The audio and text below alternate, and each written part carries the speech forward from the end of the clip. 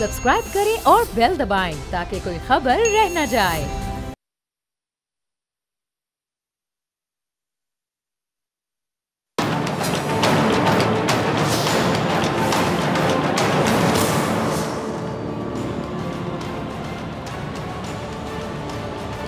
अस्सलामुअलैकुम, मैं हूं डॉक्टर फ़िज़ा खान और मैं हूं पाकिस्तान।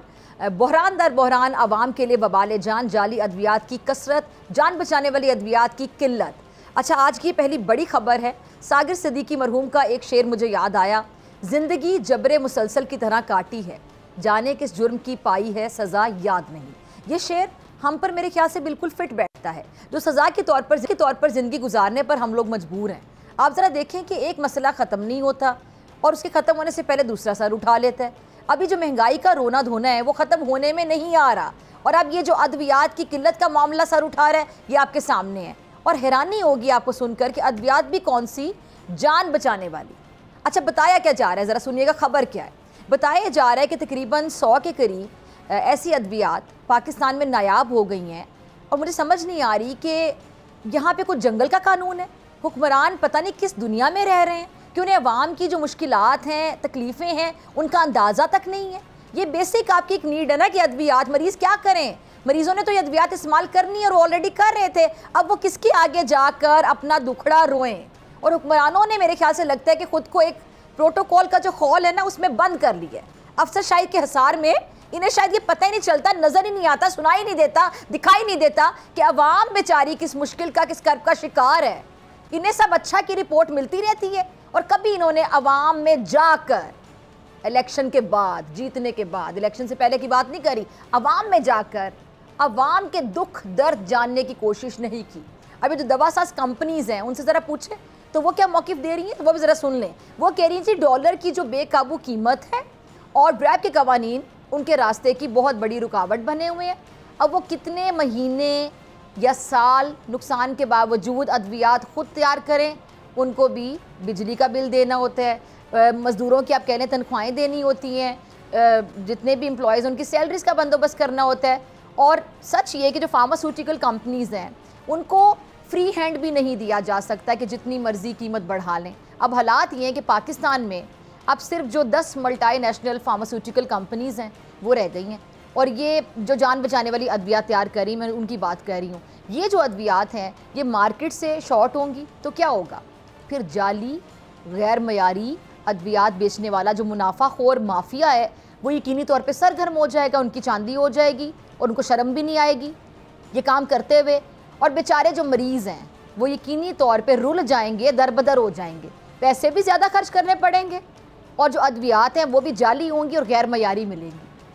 जब तक हुकूमत, गवर्नमेंट हमारी हरकत में आएगी और कई सीरियस तशवीशनाक हालत वाले मरीज़ खुदा ना ख्वास्ता जान से गुजर चुके होंगे, अफसोस का मुकाम है, बल्कि मेरे ख्याल से शर्म का मुकाम है कि पहले ये जो मामला है ये अब मुतल्लिका महकमा हुकूमत के नोटिस में लाएगा। जो मुतल्लिका महकमा है वो हुकूमत के नोटिस में इस मामले को लेकर आएगा, प्रपोज़ल बनाकर भेजा जाएगा, और फिर अगर मेहरबानी हुई तो फिर काबीना इस पर गौर व फिक्र करेगी, फिर जाकर कहीं कोई हुक्मनामा जारी होगा। लेकिन फिर भी मसला हल होने की फ़ौरी तौर पर कोई तवक्को नहीं की जा सकती। जितना अफसोस मैं करूं उतना कम है। अब ऐसे में मैं दुआ कर लेती हूँ, आप भी दुआ कर लें, हम दुआ पे काम चला लेते हैं, दुआ करते हैं कि हमारे हाल पर रहम हो। अगली खबर की तरफ चलते हैं जी। वाफिर जो गंदुम है इसके बावजूद दरामद का फ़ैसला आखिर किसने किया, साबिका और मौजूदा हुक्मरानों में इल्ज़ाम तराशी का सिलसिला शुरू। अच्छा, किसान इत्तेहाद ने 10 मई से जो मुल्क गिर एहतजाज का ऐलान कर दिया है, ये खबर आप सब ने सुनी होगी। पुराने वक्तों की एक बात है, एक किसान के पास, ज़रा गौर से सुनिएगा, एक किसान के पास बड़ा ही खूबसूरत सा घोड़ा था। घोड़ा जो गांव के चौधरी को बड़ा पसंद आ गया। किसान का घोड़ा गांव के चौधरी को पसंद आ गया। फिर क्या हुआ, उसने ख़रीदने की कोशिश की, मगर किसान, उसका राइट था, उसने कहा मैंने नहीं बेचना, वो नहीं राज़ी हुआ बेचने पर। फिर क्या हुआ जी, चौधरी साहब ने एक चोर के ज़रिए, ये जो किसान का घोड़ा था जो किसान ने बेचने से इनकार किया था, चौधरी साहब ने एक चोर के ज़रिए वो घोड़ा चोरी करवा लिया। किसान चोर की शिकायत लेकर उसी चौधरी के पास चला गया, लेकिन झूठी गवाहियों के ज़रिए चौधरी साहब ने फ़ैसला चोर के हक़ में सुना दिया, और यूँ बेचारा किसान अपने कीमती घोड़े से हाथ धो बैठा। अब बताएं कि ये कहानी जो है ये मैंने क्यों सुनाई आपको, क्योंकि मुझे अपने जो गंदम के किसान हैं उनको देखकर एक कहानी याद आई है, जो गंदम काश करके फंस गए हैं। मुल्क में गंदम की रिकॉर्ड पैदावार होने के बावजूद हुकूमत ने अरबों रुपए की जो गंदम है वो दरामद कर ली है, और अब किसानों से जो गंदम खरीदने से हुकूमत इनकारी है। किसान बेचारा अब कहाँ जाए, क्योंकि 300 अरब की इस करप्शन कहानी में साबिका और मौजूदा दोनों हुक्मरानों के नाम आ रहे हैं। कहा यह जा रहा है कि निगरान हुकूमत ने गंदम की दरामद की इजाज़त दी, और इल्ज़ाम ये भी है कि किसानों के हक़ पर यह डाका PDM की साबिक हुकूमत में इसहाक डार साहब जाते जाते मार के चले गए। अब सवाल ये है कि अब किसान बेचारे क्या करें। सवाल वहीं का वहीं कि किसान क्या करे जिसने भी ये किया। जो गंदम किसानों ने दिन रात मेहनत करके हासिल की, उस गंदम को हुक्मरानों की आप कह लें कि नाकिस पॉलिसी की वजह से ये किसानों को इस मामले का सामना करना पड़ रहा है। इस गलत फैसले के खिलाफ किसान एहतजाज करते हैं तो पुलिस उनको गिरफ्तार करती है। साबिका मौजूदा हुक्मरान जो हैं, हम देख रहे हैं कि वो बस एक दूसरे पर मलबा डालने में मसरूफ़ है।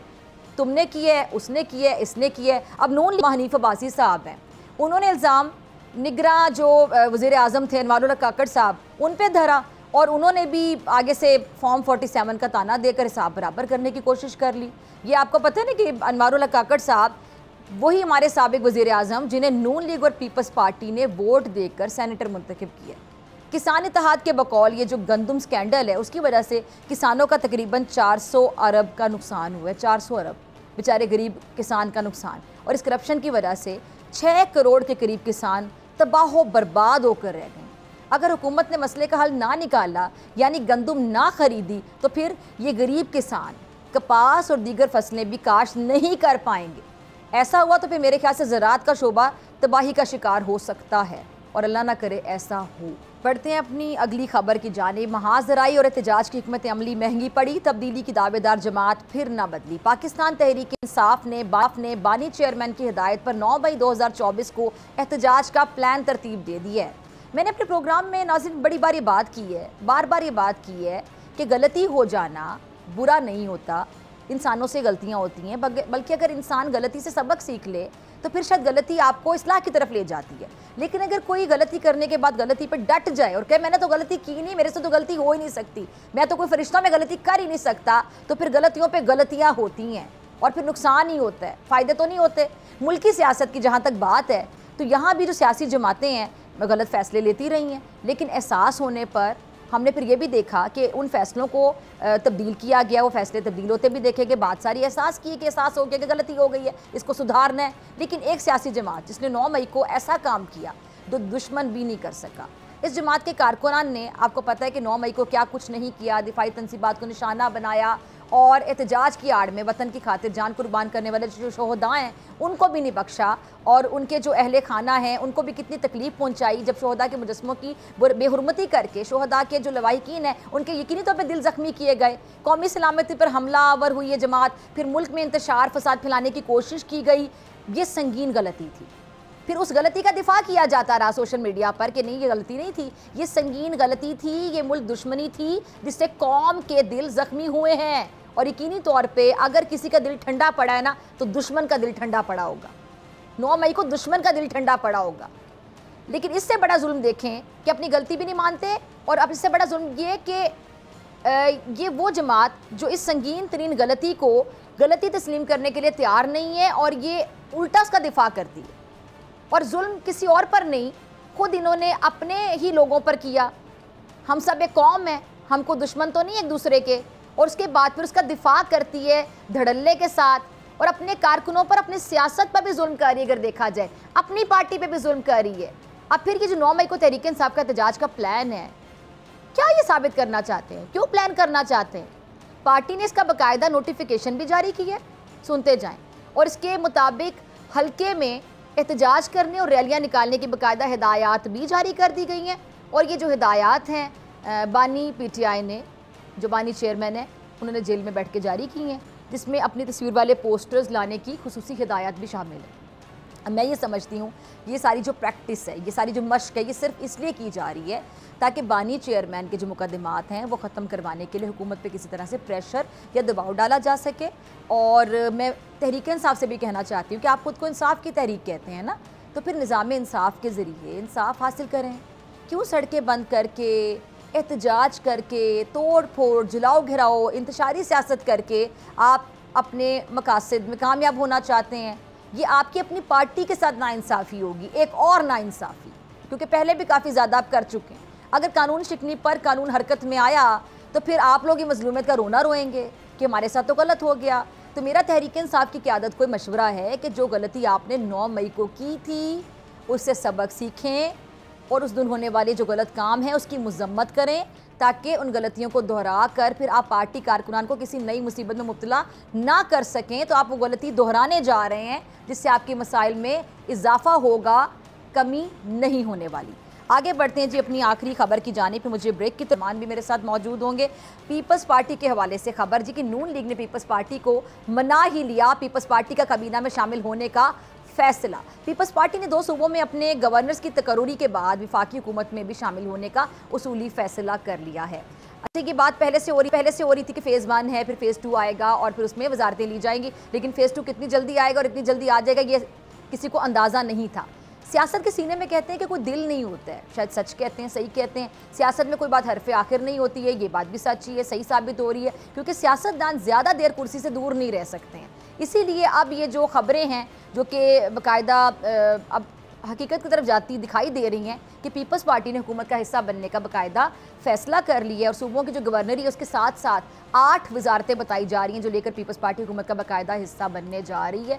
अच्छा जी, अब ये जो लोग अंदर की खबर रखते हैं, हमारे ज़राए हमें ये बताते हैं कि उनका दावा ये कि जी सारे जो फ़ैसले हैं ये बिलावल जरदारी साहब की वज़ीर आज़म शहबाज शरीफ साहब से जो 1-on-1 मुलाकात हुई थी उसके बाद किए गए। और मैं ज़रा तारीख़ दुरुस्त करती चलूँ, बिलावल साहब जो हैं उनको मैं थोड़ा याद करवाना चाहूँगी। ये वही नून लीग है जिसके साथ मिलकर आपने PDM हुकूमत बनाई थी, आपको याद होगा। वज़ारत ख़ारजा आपने ली थी, आप वज़ीर ख़ारजा बने थे, भी आपको याद होगा। पीपल्स पार्टी के जो दूसरे रहनुमा हैं वो भी वफाकी काबीना का हिस्सा रहे थे और इस हुकूमत ने जो मुश्किल फ़ैसले लिए थे आप उसमें ज़ाहिर बात शामिल रहे थे। लेकिन जैसे हुकूमत ख़त्म होती है, ख़त्म हुई, पीपल्स पार्टी ने आप कौन मैं कौन ये मामला शुरू कर दिया। इलेक्शन 2024 की जो इंतखाबी मुहिम है उसमें बिलावल साहब ने नून लीग को खुलकर तनकीद का निशाना बनाया। पीपल्स पार्टी ने वजारतें भी ली लेकिन मुश्किल फ़ैसलों का बोझ नहीं उठाया। बोझ ना उठा के ज़ाहिरी बात है फिर आप जब वजारतें ले रहे हैं फिर आप बोझ भी उठाते हैं ना मुश्किल फ़ैसलों का, उसमें आप एक पार्टी पे बोझ नहीं डाल देते। और PDM हुकूमत की जितनी भी नाकामी जो भी उनसे गलतियाँ होती रहीं उसका मलबा पीपल्स पार्टी ने हमेशा नून लीग पर डाला। अब इंतखाबी जो जलसे हैं उसमें इंटरव्यूज़ में देख लें, ना सिर्फ जलसों में बल्कि इंटरव्यूज़ में भी बिलावल साहब ने बार बार एक बात ये की, वो दोहराते हुए नज़र आए कि अगर मखलूत हुकूमत बनी तो वो नून लीग और PTI का साथ हरगिज़ नहीं देंगे।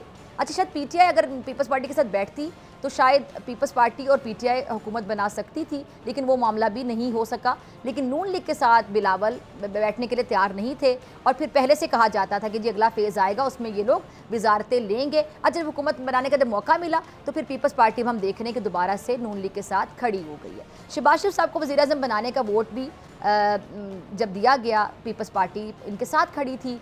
लेकिन अब मेरा सवाल सिर्फ यही है कि सिर्फ अपने अपने जो मफादात की सियासत की जाती है, जब आपको जो महसूस होता है कि फॉर एग्जांपल आपने अगर वोट लेना है इलेक्शन कैंपेन से पहले तो आप खुलकर तनकीद करेंगे, मुखालिफ पे तो आपको वोट मिलेगा, लेकिन वोट लेने के बाद आप अपनी इलेक्शन कैंपेन में बोला हुआ एक एक लफ्ज़ भूल जाते हैं। उसके बाद फिर आप अपने अपने फ़ायदों के लिए आप आवाम को बेवकूफ़ बनाते हैं, हसूल इक़्तिदार के लिए कह लें, कुर्सी के लिए आप सब एक पेज पर आ जाते हैं। उस पर आप लोगों का नज़रिया जो होता है वो नज़रिया भी पता नहीं कहाँ चला जाता है। लेकिन असूलों की सियासत का नारा लगाने के बाद जब आप नज़रियात को पीछे छोड़ के कॉम्प्रोमाइज़ करके एक दूसरे के साथ बैठ जाएंगे तो बैठें, आपका पूरा राइट है, लेकिन फिर आप इतनी तनकीद भी ना करें क्योंकि ऐसे आपका ही जो वज़न है सियासतदान के तौर पर वो कम होता दिखाई देता है। ब्रेक के बाद मुलाकात होगी, मेरे साथ मौजूद होंगे राना एहसान अफजल और फिरदौस शमीम नकवी साहब।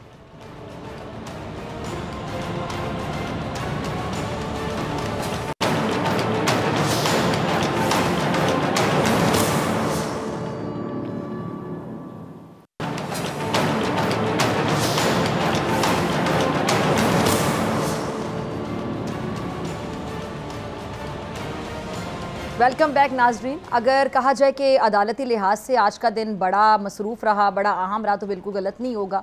सुप्रीम कोर्ट में फैज़ाबाद धरने से मुतालिक केस की समाअत हुई और दौरान समाअत चीफ जस्टिस ने रिमार्क्स ये दिए कि अगर फैज़ाबाद धरना केस के फैसले पर अमल दरामद किया जाता तो शायद 9 मई का वाक़या भी ना होता।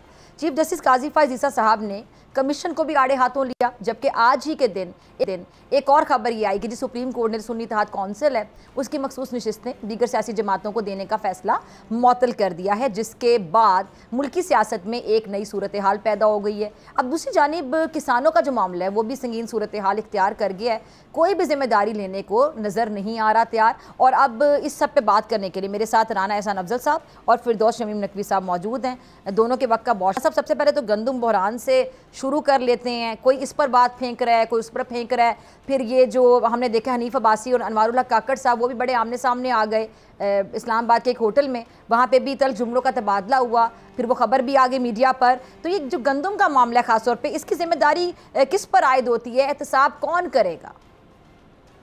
देखिए, सबसे पहले तो इसमें कोई शक नहीं है कि गंदम जो है वो ज़रूरत से ज़्यादा इंपोर्ट की गई और इसकी इजाज़त जो है वो केयर टेकर सेटअप में दी गई। जो कमेटी है उसकी जो सिफारिशात हैं या जो इंक्वायरी जो उन्होंने की है उसकी रिपोर्ट आज मुतवक्के है या वो कल तक जो है वो प्राइम मिनिस्टर साहब को आ जाएगी। अभी तक मैंने नहीं देखी, तो मैं उसी का इंतज़ार कर रहे हैं कि वो जो है वो तयन कर रही है कि एग्जैक्टली गलती कहाँ हुई। बहरहाल इस बुरहान को देखते हुए जो वफाकी हुकूमत है उसने पास्को के ज़रिए जो 1.4 मिलियन टन की गंदम की प्रोक्योरमेंट का टारगेट था उसको 4 लाख टन से बढ़ा के 1.8 मिलियन टन की प्रोक्योरमेंट जो है वो हम मुकम्मल करने जा रहे हैं। और अब तक तकरीबन जो पुराने टारगेट के मुताबिक 100% यानी कि 14 लाख टन प्रोक्योर हो चुकी है तकरीबन पास्को से, और हम अजाफी 4 लाख टन प्रोक्योर करने जा रहे हैं। उसके साथ साथ बरदाना के ऊपर जो कोई बैग्स किसी अजाफी अमाउंट में जो वो बिक रहे थे उस पर भी सख्त एक्शन लिया जा रहा है। कुछ ऑफिसर्स जो पाए गए इस हरकत में उनके खिलाफ एक्शन लिया जा रहा है। बहरहाल जो इसी तरह सिंध भी जो है वो भी प्रोक्योरमेंट कर रहा है। अभी तक KPK ने कोई प्रोक्योरमेंट जो है वो नहीं शुरू की और पंजाब ने नहीं शुरू की। पंजाब वालों का मौक़िफ़ ये है कि 16% या 17% मॉइस्चर है गंदम में, जिसको अगर इस मॉइस्चर लेवल पे प्रोक्योर किया गया तो वो नुकसानदेह होगा। तो वो बारिशों की वजह से वो इंतज़ार में है कि ये मॉइस्चर जैसे ही 10% पे आएगा तो वो प्रोक्योरमेंट शुरू कर देंगे।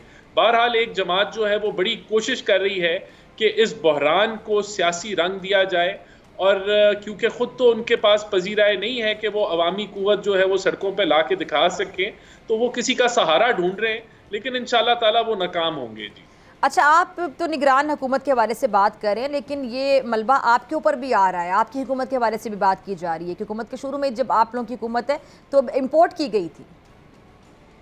नहीं, देखें, हमारी हुकूमत में ये इसी चीज़ का तयन इस रिपोर्ट में होना है कि जो आखिरी LCs खोली गई कब खोली गई और GD जब आए वो कब आए।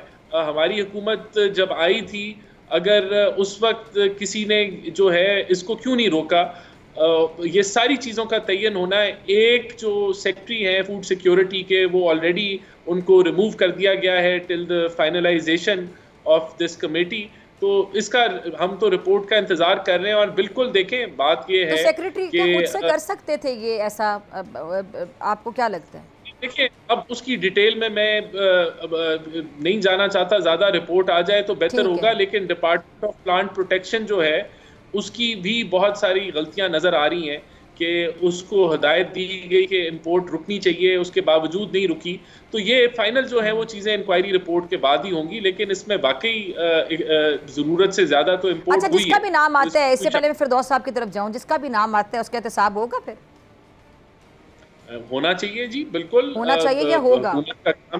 नहीं, होगा जी, बिल्कुल। उसका जो हदायत आ जाए, रिकमेंडेशंस आ जाए, इंशाल्लाह उस पे अमल करेंगे। सर, ये आपकी हुकूमत का भी बड़ा इम्तिहान है राना साहब, क्योंकि जो भी नाम आता है रिपोर्ट में पता चलता है, तो फिर आप लोगों के ऊपर फिर बड़ी जिम्मेदारी आयद होगी कि एहतसाब कैसे करना है।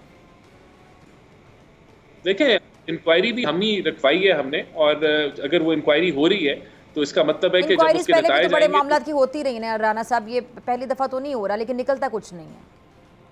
नहीं, इंशाल्लाह ताला हम पूरी उम्मीद हैं कि जो भी लोगों ने जिन्होंने गलती की है उनकी निशानदेही भी प्रॉपर तरीके से होगी। ये जो फैजाबाद कमीशन है उस पर आप देख लें कि जो धरना कमीशन, अभी आज चीफ जस्टिस साहब के रिमार्क्स आपने सुने होंगे कि अगर उस पर अमल दरामद हो जाता तो ये 9 मई का वाकया पेश ना आता। बिल्कुल बिल्कुल जो है, और उन्होंने रिपोर्ट को भी एक तरीके से उसकी क्वालिटी को और उसके जो तर्ज तरीका था उसको कोई इतना अप्रिशिएट नहीं किया।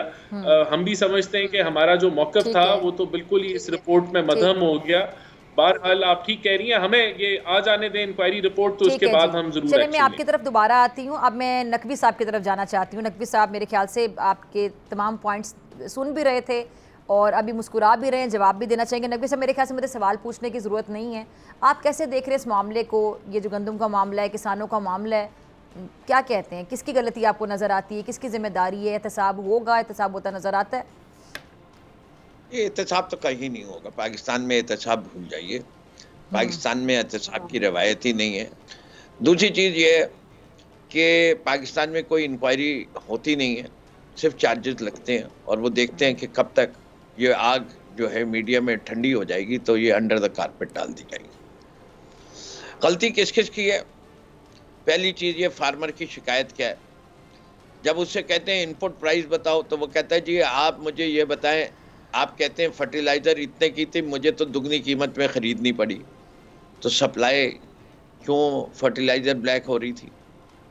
इसका जवाब किसी के पास नहीं है।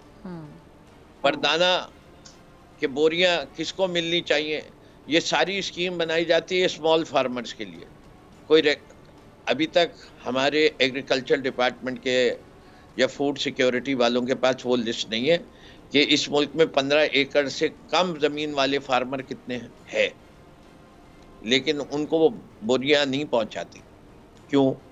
इसलिए माल नहीं बनता उनसे, वो शोर मचाते, उनके मार्जिन बहुत थोड़े होते हैं। आपको दूसरा बड़ा क्राइसिस जो है कि सारी दुनिया को ये पता था कि जैसे जैसे सप्लाई चेन के मामला दुरुस्त होते जाएंगे, wheat prices were coming down. और पाकिस्तान में जिस दिन पॉलिसी अनाउंस हुई है उसके एक हफ्ते के अंदर जो है वो जहाज डॉक हो गया कराची में। ये रिकॉर्ड की बात है भाई, ये कैसे हो गया? क्या कुछ लोगों को पहले से पता था कि ये पॉलिसी जो है इंपोर्ट अलाउ की जाएगी? अच्छा, ये इसका भी जवाब राणा साहब मुझे देना पसंद करेंगे। ये सारी रिकॉर्ड की बात। यूक्रेन से शिपिंग टाइम जो है वो एक हफ्ते का नहीं है, इट्स अ मिनिमम 1 मंथ। तो ये एक हफ्ते में यूक्रेन की वीट कैसे आ गई? इसके माने the wheat was already on the high seas. चलिए, इस साल जो हुआ वो हुआ, आइंदा साल का होगा। क्या फार्मर को अगर ये प्राइस नहीं मिलती इस साल तो क्या वो गंदम उगाएगा? और क्या हम फूड अथॉरिटी को किस जगह रखते हैं कि हमें गंदम की क्या कीमत देनी है? इनपुट की बेसिस पे देनी है या इंटरनेशनल प्राइसेस के ऊपर देनी है? राणा साहब मैं आपकी तरफ आना चाहती हूँ। राणा खान साहब, अब ये जो 10 मई से मुल्क एहतजाज का ऐलान कर दिया किसानों ने, तो ज़ाहिरी बात है मामला तो आपने हल करना है। आप कार्रवाई अगर कर भी देते हैं, रिपोर्ट आ जाए, तो किसानों का मसला अपनी जगह रहेगा या आप देखते हैं कि मसला हल की तरफ जाता हुआ दिखाई देता है? क्योंकि ज़ाहिरी बात है जिम्मेदारी तो फिर हुकूमत वक्त पर ही आयद होती है। एहतजाज अगर वो करने आ जाते हैं, पहले चले जिसकी भी जिम्मेदारी थी उस एहतजाज को तो फिर आप लोगों ने कंट्रोल करना है। देखिए, सबसे पहले तो सिंध के अंदर तो गंदम प्रोक्योर होना शुरू हो गई है और वो तो ऐन अपने टारगेट के मुताबिक प्रोक्योरमेंट कर रहे हैं, तो वहाँ तो एहतजाज की कोई तुक नहीं बनती। पंजाब के अंदर जो है वो पास्को जो वफाकी लेवल पे वो प्रोक्योरमेंट कर रहा है। सूबे की मैंने आपको वजूहात बता दी कि वो सिर्फ जो मॉइस्चर कंटेंट है वो 17% है, उसका इंतज़ार कर रहे हैं कि वो नीचे आ जाए तो वो भी प्रोक्योरमेंट शुरू कर देंगे। बाकी KPK में मेरे ख्याल से अभी तक प्रोक्योरमेंट 1 kg भी नहीं हुई, वहाँ भी नहीं हुई, और बलूचिस्तान में भी शायद प्रोक्योरमेंट अभी उस तरीके से शुरू नहीं हुई। तो ये देखें, बात ये है कि इसको एक सियासी रंग देने की PTI बहरहाल कोशिश कर रही है, और क्योंकि उनके पास और कोई अभी जो है वो एंगल नहीं है या उनके पास वो अवामी पावर नहीं है, तो वो किसानों के कंधों पे वो चाह रहे हैं कि वो मामलात को आगे लेके चलें। मेरे ख्याल से ये एक नाकाम कोशिश होगी। हम किसानों के लिए खड़े हैं। वफाक के ऊपर मैंने आपको पहले ही बता दिया कि हम क्या इक़दामात ऑलरेडी ले चुके हैं, और आगे भी हम इंश्योर करेंगे कि जो टारगेट है पास्को का उसको हम बिल्कुल उसको इंश्योर करें और 100% हम उसको मीट करें। इशू ये है कि ये मुल्क जो है इसमें इन्फ्लेशन आ गई है 17.5% पे। स्टॉक मार्केट जो है वो आसमानों से बातें कर रही है। इसी तरह जो सऊदी इन्वेस्टमेंट है वो आप चौथा ये इंटरेक्शन है। आज एक बहुत बड़ा डेलीगेशन सऊदी बिजनेस कम्युनिटी का इधर आया हुआ है, वो इन्वेस्ट करना चाहते हैं पाकिस्तान में। लेकिन यहाँ कुछ ऐसे लोग हैं जो ये चाहते ही नहीं है कि इस मुल्क की मईशत ठीक हो। वो ये चाहते ही नहीं है कि इधर पॉलिटिकल स्टेबिलिटी हो, सियासी इस्तेहकाम आए। तो वो अपनी कोशिश के अंदर गामजन है और वो चाहते हैं कि एक जो इशू उनके कोई हाथ चढ़ जाए और उसको वो सियासी रंग दें और मुल्क में इंस्टेबिलिटी फैलाएं। तो बिल्कुल जहां किसानों का राइट्स हमें प्रोटेक्ट करने हैं और हमें बिल्कुल ये हमारा कंसर्न है कि अगली दफ़ा किसानों को नुकसान ना हो, इसके ऊपर सब्सिडी की स्कीम भी पंजाब हुकूमत स्टडी कर रही है। बहरहाल फाइनल फैसला तो उनकी तरफ से आएगा कि क्या किस तरीके से आगे बढ़ना है। लेकिन हमें ये पता है कि एक जमात गामजन है कि यहाँ मुल्क में ना माशी इस्तेहकाम आए ना सियासी इस्तेहकाम आए। फिर हर मसले का हल तो वैसे नहीं निकलेगा ना राना साहब? नहीं, देखें, हल तो हम निकाल रहे हैं किसानों का, तो मैंने आपको बता दिया। बाकी जो हल है वो असेंबली से निकलेगा, पीटीआई हो या और दीगर जमातें हो। हम तो उनको कह रहे हैं कि असेंबली ही वो फोरम है जहां टेबल टॉक भी होनी है, जहां आपने अपना मौक़िफ़ देना है, हमने अपना मौक़िफ़ देना है। अच्छा, वहीं से हल निकलेगा, सड़कों से हल नहीं निकलेगा। सड़कों से मुझे याद आया कि अब ये जो 9 मई को दोबारा आप लोगों ने सड़कों पर आने का प्लान किया है नकवी साहब, तो आप लोगों ने पुरानी गलती से नहीं सीखा? 1 साल पहले जो 9 मई को हुआ, आप लोगों को अभी भी नहीं लगता कि वो गलती थी, बल्कि बहुत बड़ी गलती थी, बहुत से लोगों की दिल आज़ारी हुई, और उसी को अगर दोबारा दोहराया जाएगा 9 मई को दोबारा क्यों निकलना है? क्या वजह इसकी, क्या मकासद है? अभी आपको इसका जवाब देता हूँ, लेकिन पहले राना साहब की सच्चाई और सचगोई का मैं बड़ा कायल हो गया कि बड़े दयानतदार आदमी लगते हैं। ये कहते हैं कि राना एहसान साहब की बात कर रहे हैं, प्रोक्योरमेंट नहीं हुई एंड केपीके में।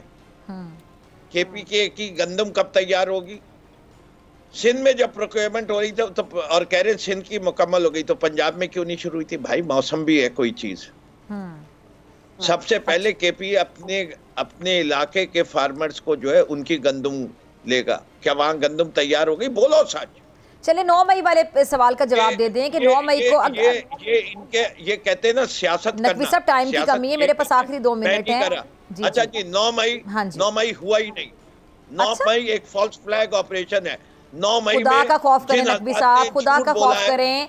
ये जो लोग वहां पे तोड़ फोड़ कर रहे थे, सड़कों पे निकले हुए थे और शोहदा के अपने लोग थे। 1 मिनट, तंसी बात को आप लोग निशाना बना रहे थे, आप कह रहे कि वो हुआ ही नहीं था। ये जुडिशियल इंक्वायरी क्यों नहीं करती? बीबीसी की डॉक्यूमेंट्री देखिए। हसन नियाजी क्या कर रहा था उस टाइम पे? वो किस जमात को रिप्रेजेंट कर रहा था? हसन नियाजी, देखिए मैं यहाँ कैटेगोरिकल स्टेटमेंट दे रहा हूँ। Anyone who is guilty। Hasan Niazi किसको रिप्रेजेंट कर रहा था उस टाइम पे? सिर्फ इतना बता दें। क्या कर रहा था हसन नियाजी? क्या कर रहा था? आपको पता है कि वो क्या लहरा रहा था? यूनिफॉर्म लहरा रहा था हवा में। क्या लहरा रहा था? यूनिफॉर्म किसका? यूनिफॉर्म किसका लहरा रहा था? जाहिर बात है पीटीआई का तो नहीं था। नहीं तो जिसका भी था, तो नहीं लहरा रहा था ना वो। अगर पाकिस्तान में पुलिस का यूनिफॉर्म पहन के, फौज का यूनिफॉर्म पहन के जा सकते हैं तो यूनिफॉर्म लहराना कोई सर, आपका ये बहुत बड़ा बयान है। ये जो आज आप मेरे प्रोग्राम में बयान दे रहे हैं, ये आप बहुत बड़ी अब एक और गलती कह रहे हैं कि आप उस चीज का दिफा कर रहे हैं। आप 9 मई आप कह रहे हैं कि यूनिफॉर्म वो जो लहरा रहा था, मैंने सिर्फ हसन नियाजी की एग्जांपल दी, बाकी पता नहीं क्या क्या कुछ वहां पे करते रहे आपके लोग। आप ये उस चीज का दिफा कर रहे हैं बैठ के, आप उस चीज का दिफा कर रहे हैं आज।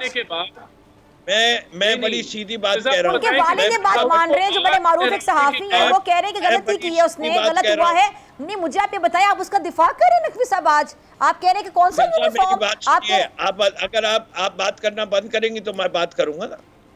मैं बड़े वाजे लिहाज से कह रहा हूँ, इमरान इस्माइल जिसका नाम था वो माफ, क्योंकि उसने इंटरव्यू दे दिया। फिरदौस शमीम नकवी जिसका FIR में नाम नहीं था, उसको 9 महीने 17 दिन कैद में रखा गया। क्यों? ये इंसाफ है इस मुल्क में? शर्म नहीं आती? वो लोग जिन्होंने मेरे पे FIR काटी है और आज तक 1 साल में केस नहीं आगे बढ़ा। 10,000 वर्कर्स हैं जेल के जिनके ऊपर काटी गई, और हमें हर हफ्ते, हर दूसरे हफ्ते जो है हाजिरी देनी पड़ती है। किस जुर्म की सजा पे? रियासत को जलाना शुरू कर दें और आप लोग कहेंगे कुछ कोई पूछे भी ना आपसे। मेरा हक है, एहतजाज करना मेरा हक है, लेकिन यूनिफॉर्म्स को हवा में उड़ाना, लहराना, तंसीबात को निशाना बनाना, शोहदा के जो जलवाही की उनके घर वाले उनकी दिलदारी करना, ये आपका राइट बिल्कुल नहीं है। पूरी कौम अफसुर्दा है इस बात पे। अरे भाई, आपका ख्याल है ना, निकालिए ना वो तस्वीरें। जो गलत है वो गलत है, जो सही है अभी आपने हसन न्याजी को सही साबित कर दिया। आपने कहा कौन सा यूनिफॉर्म? आपकी बात ये अभी ऑन रिकॉर्ड है, आपने भी बोला जो चीज मैंने देखी नहीं, मैं उसकी बात नहीं करूंगा। हसन न्याजी का वो वीडियो क्लिप भी नहीं देखा। मुझे ये पता है यास्मीन राशिद इतने अरसे से जेल में, दिखाइए आपने अभी वो अपनी वीडियो में कह रही है कि नहीं जाओ, कोई नहीं जाए अंदर। राणा साहब, आपने भी पूरा यूनिफॉर्म वाला कमेंट सुना नकवी साहब का, आप क्या कहेंगे? अभी वो बकायदा दिफा कर रहे हैं हसन न्याजी को, उन्होंने कहा क्या किया था, क्या किया था हसन न्याजी ने? जेल में डालिए इसके ऊपर, मैं जाने को तैयार हूँ। यही जिद है आप लोग। यूनिफॉर्म नहीं लगाया था, उसने आग लगाने के बाद जब अपना हाउस जल गया था, राख हो गया था, वहां से चीजें उठा के तोड़ फोड़ हो गई थी। उसके बाद रेजिडेंसी भी जल गई थी उस वक्त। मैं हैरान साहब, आप दिफा कर रहे हैं पूरे अमल का, उस दिन जो होता रहा आप उसका दिफा कर रहे हैं। यूनिफॉर्म लहरा रहा। मेरे ख्याल से आपकी पार्टी के लोग इस टाइम पे सुन के आपको हैरान होंगे, जिनको थोड़ा सा एहसास हुआ होगा। ये हमें ये एहसास है कि हमारे लोगों के साथ बहुत जुल्म किया गया है। तो आप लोग यही चीजें आप उस पर डिफेंड कर रहे हैं हसन न्याजी को, जो उसमें मौत था। आज एक साल अभी भी इस तरह की चीजों को डिफेंड किया जा रहा है। तो यूनिफॉर्म लहरा रहे थे तो क्या हुआ? पुलिस का भी तो यूनिफॉर्म होता है, उसने फौज का यूनिफॉर्म लहराया तो क्या हुआ? यही तो तरबियत है जिसने इस मुल्क को उसी 9 मई पे, और यहाँ जो उसी 9 मई पोलराइजेशन में जो इंटरव्यू दे दिया उनको कैसे माफ किया? तो यही वो यानी फिर 9 मई को आपकी बातों से मैं ये कंक्लूड कर सकती हूँ, मुझे नजर आ रहा है ये राणा एहसान साहब आप भी बैठे हुए, एक मिनट नकवी साहब, आपका जो गमो गुस्सा भी नजर आ रहा है। यानी अब 9 मई को आप लोग और भी बहुत कुछ करने जा रहे हैं। आप अभी 9 मई को और भी बहुत कुछ करने जा रहे हैं। नहीं, किस लॉ के तहत आपने माफ किया उन लोगों को जिन्होंने इंटरव्यू दिया? किस कानून के तहत आपने माफ किया 9 मई के जुर्म से उनको? वो 9 मुजरिम नहीं रहे। अब आप 9 मई को क्या करने जा रहे हैं? 9 मई को मुजरिम नहीं रहे जिन्होंने। अब आप 9 मई को क्या करने जा रहे हैं? मुझे जवाब चाहिए, पहले मुझे आपसे जवाब चाहिए और राणा साहब से जवाब चाहिए। जो लोग इंटरव्यू दे देते हैं वो मुजरिम नहीं रहते। ये कौन सा कानून है? नहीं, बड़ी सिंपल सी देखिए, राणा साहब, अच्छा राणा साहब आपको जवाब दे रहे हैं इस बात का। राणा साहब नहीं जाइए, किधर उधर की बात नहीं कीजिए। नकवी साहब जवाब तो सुन लेना, आपने सवाल पूछे ना राणा साहब जी। राणा साहब कुछ कहना चाह रहे हैं। राणा साहब, इंटरव्यू देने वाले कैसे माफ किए जाते हैं? तो वो लोग हैं कौन सा जो कहते हैं कि 9 मई हमने किया ही नहीं, 9 मई तो एक साजिश थी हमारे खिलाफ। पहला बात ये कि आप लोग सियासत करते हैं 9 मई पे। एक मिनट, मैंने आज ही प्रोग्राम के आगाज में एक बात बोली थी, वालों को कैसे माफ किया है? एक मिनट ठहरें जी राणा साहब, पहले आप बात करें जी राणा साहब। देखिए, बड़ी सिंपल सी बात है, ये 9 मई को इन्होंने सियासी रंग दे दिया। ये तो कहते हैं 9 मई PMLN की साजिश थी, जबकि इनके लोग वहां आग लगाने के बाद आज तो फिरदौस शमीम नकवी साहब आपने हाथी कर दी। आप पहले कहते थे नून लीग की साजिश थी, चले आपकी मुखालिफ पार्टी है, आप उन पे इल्जाम लगाते रहे। आज आपने हसन न्याजी जो कि यूनिफॉर्म को इस तरह हवा में लहरा रहा था, आपने उस चीज को डिफेंड कर दिया, आपने दिफा कर दिया उस चीज का। क्या, किस चीज को डिफेंड कर दिया? क्या यूनिफॉर्म आप ये कह रहे हैं? क्या उसने यूनिफॉर्म कहां से निकाला था?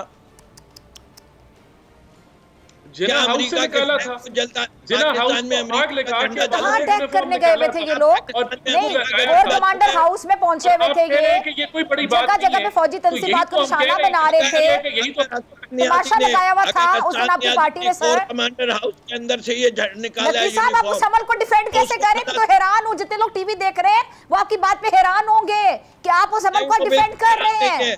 आपकी बातों पे ज्यादा परेशान है क्या आप लोग? जो है एक पता नहीं क्या करते हैं कि आपका स्टैंड 360 डिग्री हो जाता है। तो आप मेरी बात सुनो, एक मिनट। आज अगर कोई और भी जमात 9 मई वाला जैसा अमल करेगी, मैं उससे भी इसी तरह सवाल पूछूंगी, फिर आप दिफा कर रहे हैं। आप कह रहे हैं ठीक हुआ था, 9 मई गलत है, और हर हाल में गलत है, आपकी पार्टी ने गलत किया, मैं उस पर आपको डिफेंड नहीं कर सकती, कोई भी पाकिस्तानी नहीं कर सकता। 9 मई की जुडिशियल इंक्वायरी कराएं किसी जज से इंक्वायरी करवाइए। आप भी अपना मौकिफ देना चाह रहे थे, जरा दीजिएगा, फिर आखिरी 2 मिनट हमने क्लोजिंग की तरफ जाना है। मेरे ख्याल से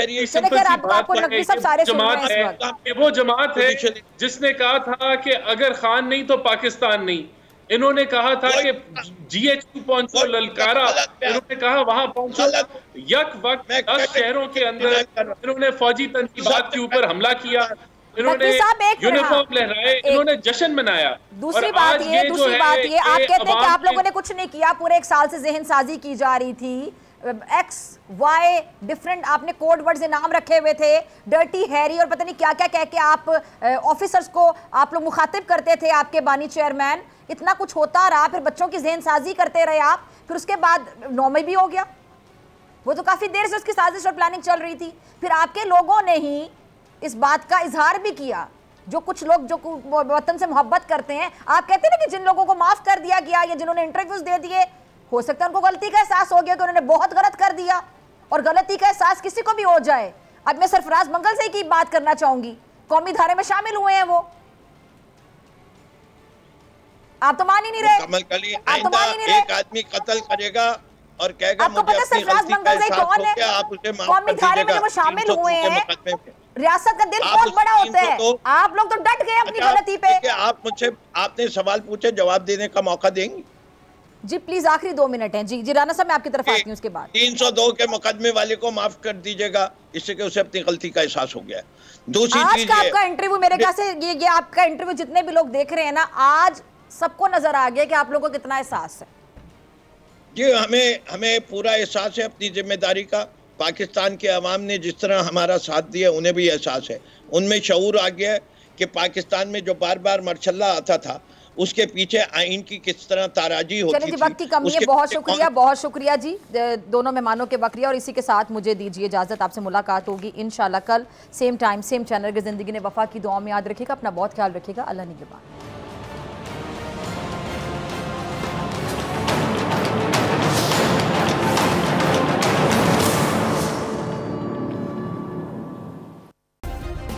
सब्सक्राइब करें और बेल दबाएं ताकि कोई खबर रह न जाए।